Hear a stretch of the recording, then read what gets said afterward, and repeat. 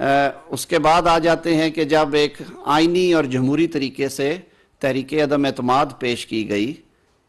پاکستان کی پارلیمنٹ میں یعنی قومی اسمبلی میں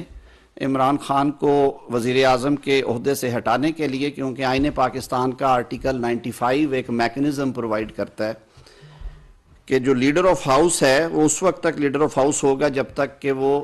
اس ایوان کی اکثریت انجوائے کرتا ہے۔ تو عمران خان صاحب کے جو اپنے اتحادی تھے بوجود انہوں نے ان سے علیحدگی کا فیصلہ کیا، جن میں بلوچستان عوامی پارٹی، متحدہ قومی موومنٹ اور پاکستان مسلم لیگ کاف، Balochistan national party Mengal group اور کچھ دیگر ہماری جو جماعتیں ہیں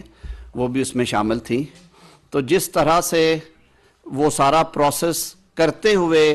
پاکستان تحریک انصاف اور خاص طور پہ عمران خان صاحب کا رویہ تھا، وہ بھی انہیں دیکھنا چاہیے کہ انہوں نے کس طرح سے عدالت پہ یلغار کی، عدالتی فیصلہ ماننے سے انکار کر دیا، عدالتی فیصلے کو ڈیفیٹ کرنے کے لیے اور آئین کو رد کرنے کے لیے اسمبلی جو ہے وہ ایک فرضی رولنگ میں اسے کہوں گا، ایک انجینئرڈ اور مینوورڈ رولنگ کے ذریعے ایک مفروضے کے اوپر قومی اسمبلی تحلیل کر دی گئی، اور پھر وہ عدالتیں ہی تھیں جنہوں نے قومی اسمبلی کو بحال کیا۔